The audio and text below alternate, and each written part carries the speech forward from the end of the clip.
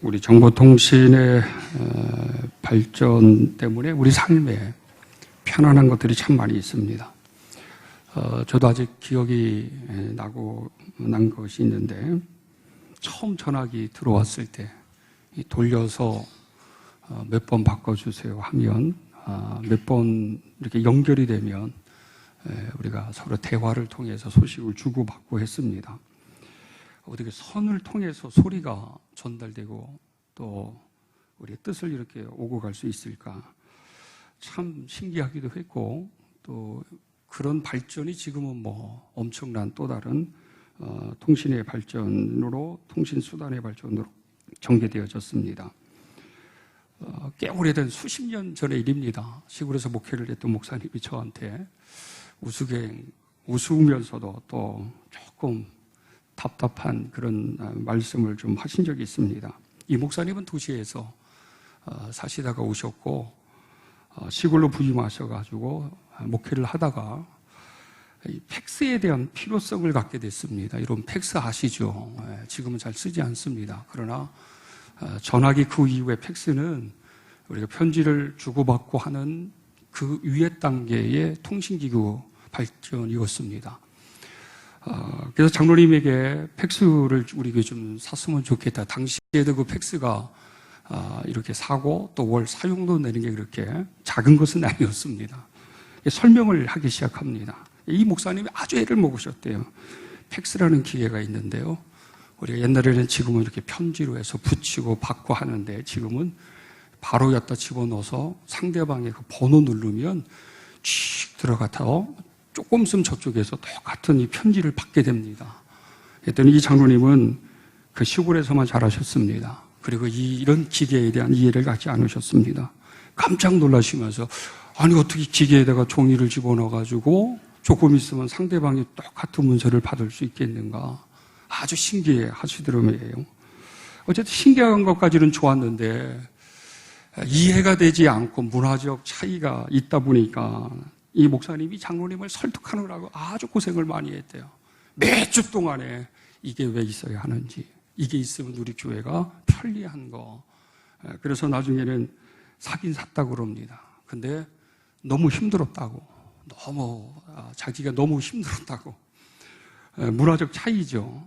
그럴 정도로 지금은 팩스 쓰는 분들이 별로 없습니다. 물론 종종 지금도 쓰는 곳이 있지만, 지금 다 인터넷 메일 주소로 해서 보내기도 하고, 뭐 바로바로 요즘은 뭐 사진 찍어서 카톡으로 해서도 보내고, 그리고 그냥 문자로 해서도 다 모든 것을 바로바로 보내고 그럽니다. 이 통신의 발전이 없던 시대에 성서에서 그때 당시 구약이나 신약 시대 때에는 어떻게 소식을 전했을까? 주로 발품을 팔았고요, 그리고 편지를 써서 보냈고, 인품을 통해서 이렇게 어떤 소식을 전하기도 했습니다. 그런데 하나님께서는 구약에서 당신의 뜻을 직접 전하시는 직접적인 방법 중에 선지자, 예언자들을 통해 또 천사들을 통해서 대언하도록 그렇게 하셨습니다. 그래서 하나님이 가라사대 이러면 거기다 이의를 붙일 수 없었어요. 왜? 하나님이 말씀하시는 거니까. 정말 그랬어요? 이게 진짜예요? 확인해봐도 될까요? 이렇게 말할 수가 없었어요. 하나님이 가라사대, 이 말씀에는 이 가브리엘 천사가 이 마리아 처녀의 몸에 엄청난 소식을 전하게 되어집니다. 이 정혼 한 단계에서는 아직까지 결혼의 완성의 단계가 아니기 때문에 이 육신적으로 어떤 부정한 행위를 한다는 그 자체가 율법적 개념에서 상당히 큰 문제이고 엄청난 사건일 수밖에 없는데, 이 아기 예수 구주에 대한 탄생의 예규를 합니다. 잉태해서 아들을 낳을 것인데 이름을 예수라 하라, 이름까지도 이렇게 전제해 주었습니다. 근데 그 아기는 큰 자가 되고 지극히 높으신 이 아들이라 그렇게 불려질 것이다. 그리고 그 조상 다윗의 왕위를 그에게 고스란히 전수해 주었다라고 하는 이런 말씀도 하는 것이었습니다. 이 소식을 들은 저희는, 이 마리아는 도덕적으로 또 사회적인 고리가 또 당할 일들, 일어날 일들을 생각하니까 엄청난 이런 소식일 수밖에 없습니다. 원래는 복음이라고 하는 것은 복된 소식입니다. 기쁨의 좋은 소식이에요. 나에게 그리스도께서 들려주시고 말씀하시는 이 복된 소식이 복음입니다. 이 복된 소식은 그냥 이례적으로 끝난 것이 아니라 그리스도께서 오시는 날까지 우리가 주의 부르심을 받아 하나님의 나라에 가기까지 그 소식이 날마다 지금도 이렇게 목회자들을 통해서 또 다른 말씀을 전파하는 자들이나 또 그리스도인들을 통해서나 모든 도구와 사람들을 통해서 이 복된 소식이 전해지게 되어집니다. 여기에서는 성령의 역사, 성령의 역할이 굉장히 중요하게 수밖에 없습니다. 왜 그러냐 하면 이거를 육신적인 안목으로 이해하고 들으려고 할 때와 영적인 차원에서 이것을 해석하고 이해하고 들을 때는 은혜가 있을 수도 있고 때로는 불안과 절망과 분노가 있을 수 있기 때문에 믿음과 성령이라고 하는 것이 얼마나 중요한지 몰라요. 내가 어떤 믿음을 가지고 또 어떤 성령의 역사 속에서 영적으로 분별하고 이걸 해석해내고 이해하고 받아들이냐 여부에 따라서 은혜일 수도 있고 은혜가 아닐 수가 있습니다. 오늘 이 가브리엘 천사가 이 마리아에게 전하면서 이런 전제를 합니다. 어떤 전제를 28절에 보면 은혜를 받은 자여 평안할지어다. 은혜를 받은 자여 평안할지어다. 주께서 너와 함께 하시도다. 이런 말씀을 합니다. 네가 은혜 받았어. 너는 복 있는 자야. 하나님이 너와 함께 하실 거야. 라고 하는 말씀으로 위안을 주고 위로를 주고 두려움을 떨쳐 버리도록 그렇게 합니다. 여러분 왜 이런 이야기를 가브리엘 천사가 먼저 했을까요?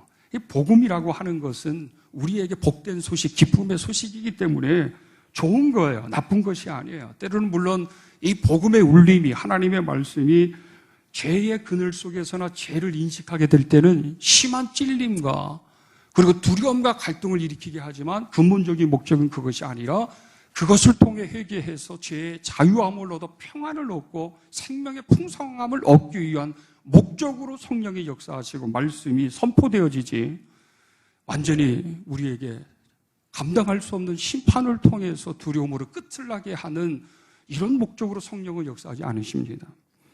그렇기 때문에 이 복음의 성격은 은혜와 평강일 수밖에 없어요. 그래서 은혜라고 하는 것을 우리 스스로 복이라고 하는 것을 갖는 이 자세, 이런 영적인 안목으로 받아들일 수 있는 이런 안목과 성령의 도우심의 역사가 꼭 필요할 수밖에 없다고 하는 것입니다.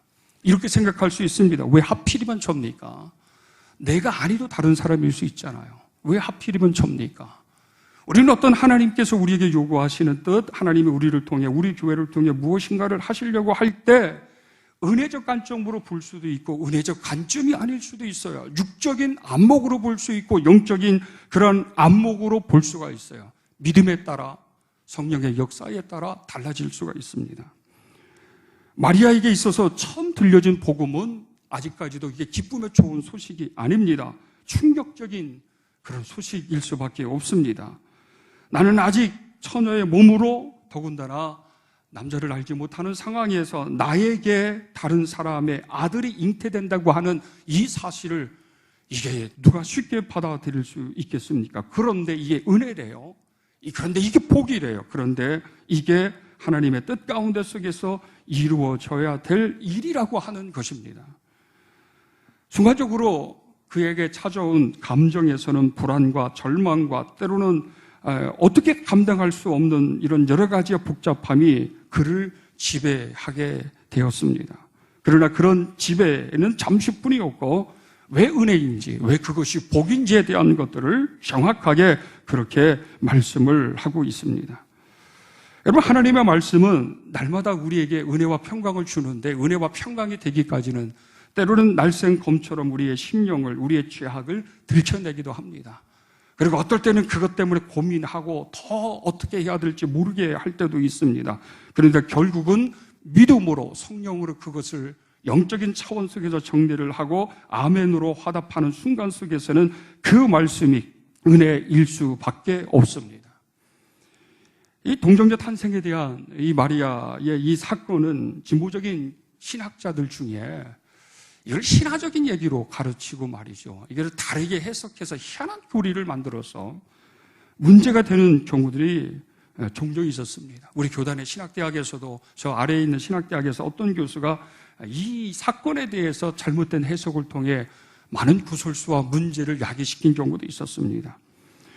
이 생물학적으로도 그렇고 과학적인 측면에서 보면 이건 있을 수도 없습니다. 이해가 되는 일도 아닙니다. 생물학적으로는 여성과 남성, 정자와 난자가 있어야지만 생명이 탄생되어집니다. 그런데 성령으로 잉태했다고 하는 이 사실을 신학적으로 어떻게 이해할 수 있겠는가? 아주 그런데 단순합니다. 왜 그러냐면 참 하나님이시며 참 인간이신 그리스도께서 왜 육신의 몸을 입으시고 와야 하는지, 그런데 육신의 몸을 인간의 혈통으로 입고 왔다 그러면 완전한 신이 아니기 때문에 구원을, 인간의 죄의 문제를 해결할 수 있는 구원을 해결할 수가 없습니다. 모든 원죄와 자범죄를 짓고 있는 사람들의 죄사함은 말이죠, 우리 구약의 제사법에 따르면 합당한 제물이 분명히 있어야 합니다. 그런데 그 죄에 대한 용서는 그 제물의 죽음, 피 흘림이 없이는 제사함이 없기 때문에 날마다 이 피 흘림을 통해 제사함의 제사의 의례가 있었습니다. 인간의 원죄와 자범죄를 해결해 주실 수 있기 위해서는 신의 죽음이 필요한데 신이 신화적으로 하늘에서 강림해서 구원을 이룰 수가 없습니다. 이거는 성경에서 위배되는 방법입니다. 그렇기 때문에 하나님께서 약속한 대로 율법의 정통성과 다윗의 혈통 중에 한 사람을 통해 구주 예수 그리스도께서 이 땅에 태어나시는데 인간의 육적인 혈종으로 아니라 성령을 통해서 잉태되어야 하셨기 때문에 완전한 신의 정당성을 가지고 완전한 인간의 죽으심을 통해 그리스도의 보혈의 제사함이 있어야지만 이 제사함의 은총이 주님으로부터 오기 때문에 그 방법을 선택하신 것이었습니다. 이러한 사실 가운데 속에서 영적인 신학과 신앙이 없다고 그러면 어찌 이것을 쉽게 믿음으로 받아들일 수 있겠습니까? 그럼에도 불구하고 가브리엘 천사를 통해서 마리아에게 전해지고 이루어질 이 복음의 사건은 은혜이요 축복일 수밖에 없습니다.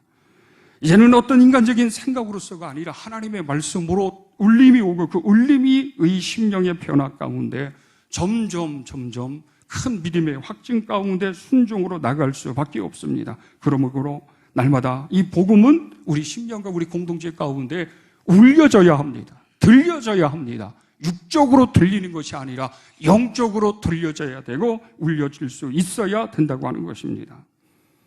우리가 잘 알고 있는 중세시대의 유명한 신학자 오거스틴, 여러분 아시잖아요. 아버지는 이방 헬라 사람이면서 어머니는 유대 사람으로서 만이교 가운데 심취되어져 육신적인 문란한 생활을 했습니다. 어거스틴은 이 플라톤 철학에 신봉을 하고 매력을 느껴서 그 속에서 무엇인가 인간의 진리 그리고 인간의 그 영적 만족을 찾으려고 하는 이런 모습을 보이기도 했습니다. 그런데도 갈수록 육체적인 쾌락과 정신적인 지식을 통한 쾌락적인 것을 통해서도 그 영혼의 만족을 줄 수 없는 공허감이 그를 붙잡았습니다. 늘 괴로웠습니다. 아무리 갈망을 해도 말이죠, 이게 해결되지 않습니다. 그럴수록 더 육적인 탐닉 속에 쾌락을 추구하고 정신적인 쾌락을 추구해서 어떤 종교나 어떤 철학적인 사상을 기반으로 해서 그의 공허한 마음을 채우려고 해도 점점 그러면 그럴수록 더 황폐하고 피폐할 수밖에 없었습니다. 어느 날 384년 30세 되던 날 밀란의 한 정원에서 놀라운 핵심의 경험을 하게 되어집니다. 그때 그 기록을 그가 이렇게 고백을 하고 있습니다. 나는 여전히 죄의 노예로서 비참한 가운데 하루하루를 힘들게 살았으며 이 고통으로부터, 이 영적인 공허감으로부터 해방되기 위해서 날마다 부르짖었다. 내 죄악을 돌이켜보면 얼마나 추한지, 지식으로는 아주 고상한 것을 추구하고 학식이 높았지만 실제적으로 내면과 삶의 부정함이라고 하는 것은, 이중적인 삶의 모습이라고 하는 것은 도덕적으로나 종교적인 개념에서도 봐도 이게 맞지 않는 그런 모습을 늘 가지고 있었다고 합니다. 그러면서도 늘 슬픔과 절망 가운데 울고 있을 때 내가 어떻게 해야 내 영혼이 내 생명과 진리를 내가 찾을 수 있을 것인지 그런 고민 가운데 빠지고 있었을 때에 갑자기 가까운 집에서 어린아이와 노랫소리를 들었다고 합니다. 근데 이 노랫소리 속에서 이 어거스틴은 이런 소리를 들은 거예요. 들어서 읽어라. 들어서 읽어라. 라고 하는 이 소리를 들었습니다. 그 소리를 듣는 순간 갑자기 무엇인가 이끌리는 것처럼 눈물을 흘리면서 자기가 서 있는 그 순간 가운데 성경을 펼쳐서 그 성경 구절을 읽은 것이 로마서 13장 13절에서 14절의 말씀이었습니다. 이 복음의 소리가 어거스틴 심령에 울린 거예요. 복된 기쁨의 좋은 소식으로 들려진 거예요. 그러나 그가 그 순간 첫 번째 그 순간까지는 이게 어떤 현상이고 어떤 은혜의 역사인지를 알지 못했습니다. 이런 말씀이었습니다. 낮에와 같이 단정히 행하고 방탕하거나 술 취하지 말며 음란하거나 호색하지 말며 다투거나 시기하지 말고 오직 주 예수 그리스도로 옷 입고 정욕을 위해서 육신의 일을 도모하지 말라라고 하는 이 말씀이었습니다. 육신의 일을 도모하지 말라. 예수 그리스도를 옷 입어라. 정욕을 위하여 그런 육신적인 일들을 하지 말라라고 하는 이런 말씀이었습니다. 이 말씀이, 이 복된 소식이 어거스틴을 한 번에 회심하게 한 것이었습니다. 그를 영적으로 생명의 새로 거듭난 자로 만들었고 태어나서 길과 진리요 생명이신 그리스도를 만남으로 말미암아 새로운 강명의 빛 가운데 속에서의 인생의 삶을 살게 된 것이었습니다. 그에게 말씀은, 그에게 이 복된 소식은 로마서 13장 13절 이 말씀이었어요.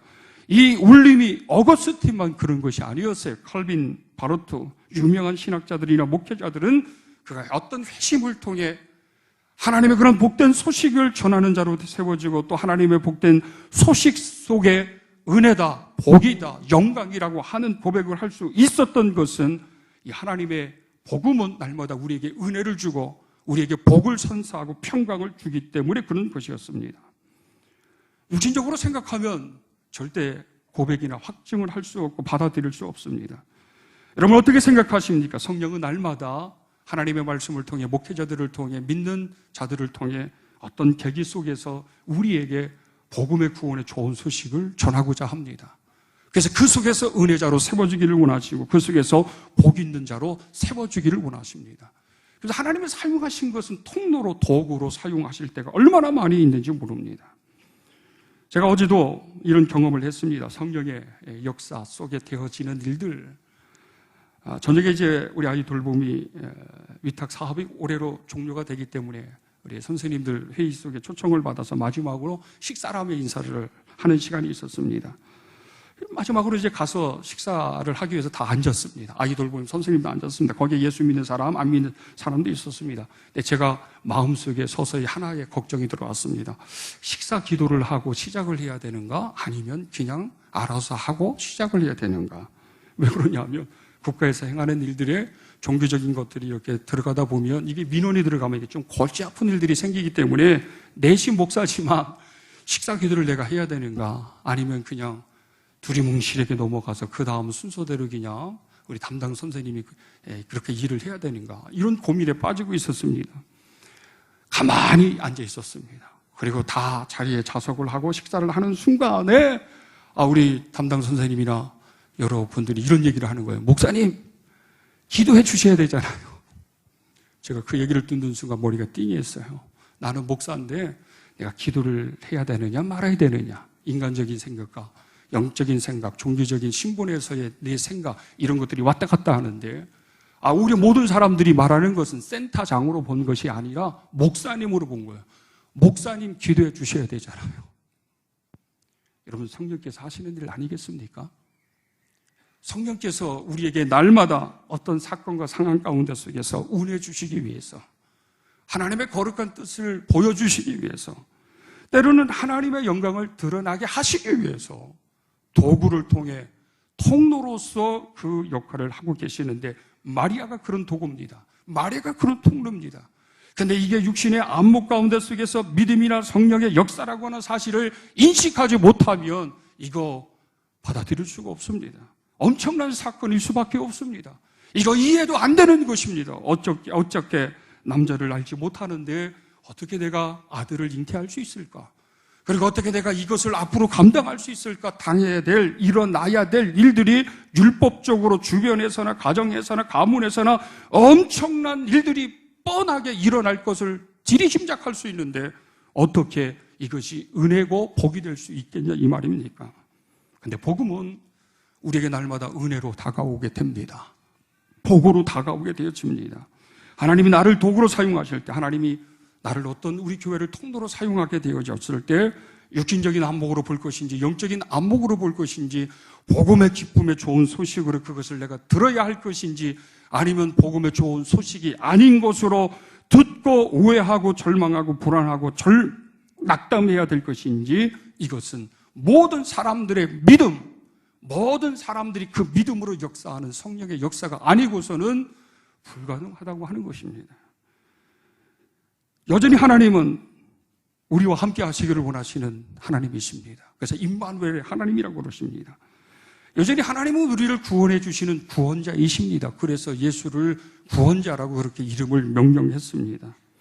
우리의 믿음이 부족할 뿐이에요. 우리가 이해가 부족할 뿐이에요. 우리가 그것을 영적으로 보지 않을 뿐이에요. 육적으로 보니까 괴로운 거예요. 절망스러운 거예요. 왜 복으로 생각하는 그런 개념이 우리 가운데는 오지 못하는 거예요. 여러분 생각해 보십시오. 하나님의 거룩한 일들이 노동입니까? 하나님의 거룩한 사역입니까? 여러분의 그 직분이 명예를 위한 것입니까? 아니면 아버지의 영광을 위한 것입니까? 그리고 그것이 나에게 복이 되는 것입니까? 아니면 나에게 복이 안 되는 것입니까? 나에게 복이 된다고 하는 믿음의 인식이 되면 잘 힘들어도 감당할 것입니다. 나에게 복이 아니라는 생각을 하고 노동이라고 생각하면 절대 그것은 할 수가 없는 것입니다. 여러분, 우리의 안목은 복음을 통해 기쁨의 좋은 소식으로 들려져서 영적인 안목으로 변화될 수 있을 때 그게 은혜일 수 있고 그게 축복일 수 있습니다. 이런 은혜와 이런 축복으로 변화될 수 있는 저와 여러분들이 되기를 간절히 축원합니다. 마리아는 그 말씀 안에 점점 그가 성령과 가브리엘 천사의 그런 적극적이고 논리적이고 설득력 있는 말 속에 그가 아멘으로 순종하기 시작을 합니다. 이렇게 35절에 이런 이야기를 합니다. 천사가 대답하여 이르되 성령이 내게 임하시고 지극히 높으신 이의 능력이 너를 덮으시리니. 잉태는 생물학적으로 하는 것이다. 그러나 예수 그리스도는 생물학적으로 육의 혈통으로 잉태된 분이 아니시다. 그분은 완전한 신호로서의 거룩함에 대한 인성의 요소를 가지시고 오셔야 했지만 그분의 잉태는 지극히 높으신 하나님의 능력의 역사 속에 이루어지는 것이라고 하는 것입니다. 그러므로 하나님의 모든 말씀은 능하지 못함이 없다. 이 말씀에 마리아는 굴복당합니다. 하나님의 말씀은 모든 말씀은 능하지 못하심이 없다. 이게 복음입니다. 이게 능력입니다. 세상을 창조하신 하나님은 말씀으로 세상을 창조하셨어요. 이 세상을 창조하신 하나님이 말씀으로 우리의 심령에 병도 고치시고 육체의 병도 고치시고 세상을 창조하신 하나님의 능력이 하나님이 가라사대 말씀하시면 그대로 창조의 역사와 믿음의 역사가 일어날 줄을 믿는 것, 순종하는 것, 겸손하게 하나님의 말씀을 대하는 자세가 우리에게 은혜가 되고 성령의 역사가 될 줄을 믿습니다. 요즘 모든 그리스도인들은 하나님의 말씀 앞에 겸손한 자세를 품어야 합니다. 하나님의 말씀을 우리의 신학과 신앙적인 수준의 믿음의 분량의 판단을 가지고서 여러분 판단하고 또 이해하려고 하면 되지 않습니다. 하나님의 말씀은 선포되어지는 것뿐이에요. 목사는 주의 말씀을 선포하는 것뿐이에요. 그것이 어떤 사람에게는 은혜가 될 수 있어요. 어떤 사람에게는 절망이 될 수 있어요. 어떤 사람에게는 힘이 될 수 있어요. 그러나 그것은 그들의 목이에요. 그냥 말씀을 선포할 뿐이에요. 그러나 교육적인 성격은 또 달라요. 그러나 이 예배 시간에 선포하는 이 말씀은 그저 하나님의 말씀으로 그냥 선포하는 것뿐이에요. 내용이 부적절할 때도 있어요. 이해되지 않을 때도 있어요. 그러나 어느 부분에는 모순이지만 전체적인 측면에서 보면 그저 하나님의 말씀으로 믿고 전하는 것뿐이고 말씀을 듣는 사람들은 하나님의 말씀으로 받느냐 받지 않느냐는 우리 각자의 믿음, 각자의 이해력, 각자의 성령을 통해서 영적인 안목, 육신적인 안목에 따라 다 다른 것뿐이에요. 그러나 우리가 하나님의 말씀에서 근본적으로 가져야 될 자세는 무엇입니까? 그저 겸손입니다. 그저 겸손이에요. 그저 순종이에요. 마리아는 결국은 겸손한 자기 자신의 모습을 보게 되어집니다. 내가 하나님 말씀 앞에서 하나님의 뜻을 전하는 이 천사 앞에서나 하나님의 말씀 앞에서 하나님의 권위 앞에서 내가 어찌 하나님 왜 이런 일이 나에게 있어야 합니까? 왜 이런 일이 정말 있을 수 있습니까? 생물학적으로 과학적으로 이해가 되지 않습니다. 이렇게 말할 수 있겠습니까? 이것은 말씀을 대하는 하나님의 권위 앞에 세워진 인간의 본래 모습이 아닌 거예요. 그저 말씀만 하옵소서 주의 종이 듣겠나이다. 주의 말씀만 하시면 주의 모든 주의 말씀이 주의 뜻 가운데 이루어질 것을 믿습니다라고 하는 이 믿음과 순종이 하나님의 역사를 일으키게 되었던 것입니다. 여러분, 우리가 하나님의 말씀을 통해 이것이 나에게 은혜가 되고 복이 된다고 하는 이 기쁨의 좋은 소식을 여러분이 아멘으로 순종하며 겸손함으로 우리들의 것을 여러분의 것으로 삼으시기를 간절히 축원합니다. 지금 이 복음의 복된 소식이 계속적으로 여러분에게 우리 교회 공동체 가운데 들려져야 할 것이고 이 구원의 복음의 기쁜 소식이 모든 사람들에게 전할 수 있는 또 다른 복음의 증거자들이 되어야 할 것입니다. 이런 사명을 잘 감당하기를 잘 감당할 수 있는 저와 여러분이 되시기를 간절히 축원합니다.